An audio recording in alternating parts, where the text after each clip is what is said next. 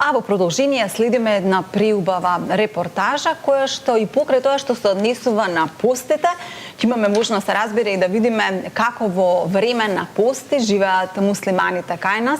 Баш вчера имавме за дискриминација нулта емисија и токму од тие причини сакаме да покажеме дека без разлика на која религија припаѓаме, треба и сите да се почитуваме и да ги почитуваме останатите религии. Имено во моментов постат и христијаните и православните, поточно и христијаните и муслиманите, но секој пости на различен начин. Ако кај нас има некои посебни правила околу тоа кои денови се јаде риба, кои денови се пости без масло или со масло, и кај муслиманите постојат правила кои што мене ми се исто многу занимливи. Ги дознаваме во продолжение. Практично утринската Ја сакам Македонија беше во посета на џамија во Скопско Батинци, каде од прво лице дознаваме како изгледаат адетите и кои ги практикуваат верниците на рамазанските пости или на Рамазан Бајрам на само 20 на дена пред овој голем муслимански празник. Колегата Никола Станков во репортажата која што следи ни ги открива и деталите.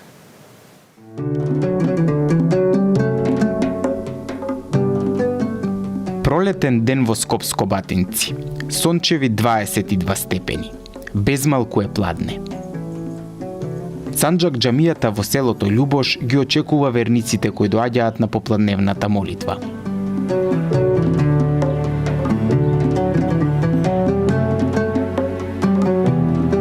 Добар ден, повелете, изволете.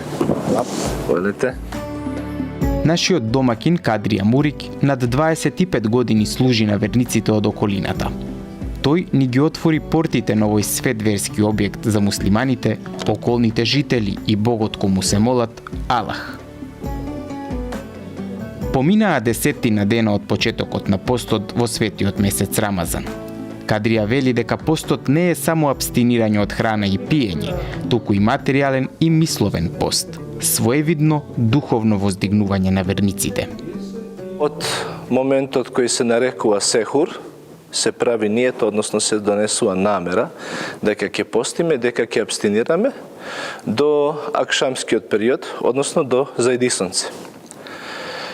Карактеристично за нашиот пост е тоа што е единствена прилика во годината каде што луѓето со постот ја одредуваат својата припадност како Аллахови џелешану робови, верници, муслимани, Аллах џелешануху, го обожаваат Аллах џелешануху со оние основни обреди, ние ги викаме ибадети, во превод значи обреди, се обавуваат 5 вакти намази, овдека во џамијата, верниците доаѓаат, овдека во овој дел, намазите ги обавуваат, тоест му се клањаат на Аллах џелешануху мажите, додека горе на спратот жените присуствуваат. Може да присуствуваат на сите 5 временски молитви и имаме една посебна молитва во месецот Рамазан која се вика Теравија.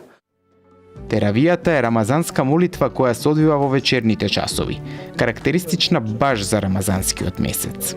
Молитва која на верниците им помага да ја прочистат својата душа и мисли од лошите намери. Месецот Рамазан е месецот во кој се објавил Куранот, во кој месец почна и да се објавата, односно Аллаховиот џелешану збор. И во тој месец интензивно се чита Куранот, интензивно се примаат тие поуки, пораки. Ние постиме со нашата душа, да не мисли на никого лошо, со нашите мисли, со нашиот интелект, да нашите мисли бидат што по-полетни, што по-бистри, што по-разборити, да мислиме само на добри, позитивни, убави работи и нашиот пост е во суштина повеќе димензионален.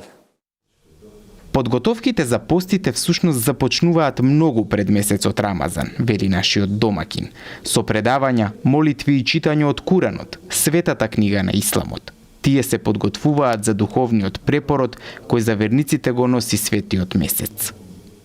Човекот во верата, како верник, треба да си го најде најпрвен својот духовен мир. А неговото морално и физичко однесување само треба да го следи тоа што никнало во нашата душа. Зборот ислам има две значења во превод. Спас или преданост. Преданост кон Бога, кон Аллах Джелешану. И спас, затоа што пејгамберот Мухамед ﷺ рекол: "Ел муслиму мен селеме ел муслимине мин лисанихи ва једихи", што во превод од арапски јазик значи: вистински муслиман е оној кој ги спасил останатите луѓе, останатите верници од својот јазик и од своите раце. Односно, тоа значи во пракса и како порака која ќе видиме некој верник, да он биде во суштината на зборот муслиман. А тоа значи да биде човек кој е мирен и кој на другите им го испорачува тој мир со своето однесување, со својот пристап кон останатиот свет, со својот пристап кон комшиите. Ние овде, во нашата држава Македонија, сме си комшии, разни националности, разни верски конфесии, и така не учи исламот, така не учи и нашиот пратеник Мухамед ﷺ, да едни покрај други, во духот на етимолошкото значење на исламот, тоест мир и преданост кон Бога, живееме хармонично едни покрај други. Стотина верници секојдневно доаѓаат на 5 молитви во текот на денот да го слушнат учењето и вредностите кои ги донесува Куранот.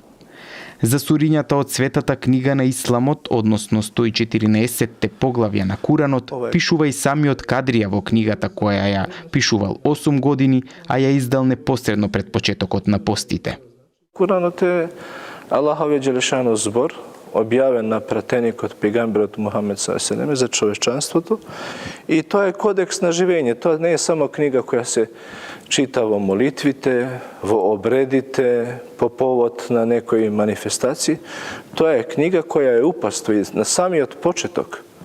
Аллах Джелешану вели: "Залика ел китабу ла райбе фиҳи ҳуден лил мутақин", што превод значи ова е книга во која нема никаков сомнеш, која е упатство на оние кои се богобојазни, на оние кои се покорни на својот створител Аллах Джелешану. И ова е мој еден обид да дадам свој допринос за што поубаво и посуштински да го разбереме Аллаховиот Джелешану збор Куранот. Внатрешноста на Санџак џамијата веќе е подготвена да ги прими бројните верници кои денес ќе ја посетат да ги слушнат молитвените пораки од својот духовен водач. А за почетокот на намазите, односно обредите, веќе се е подготвено.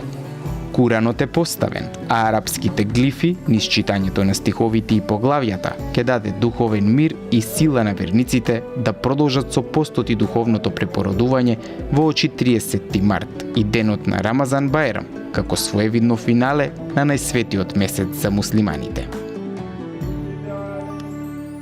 أعوذ بالله من الشيطان الرجيم شهر رمضان الذي لعلكم تتقون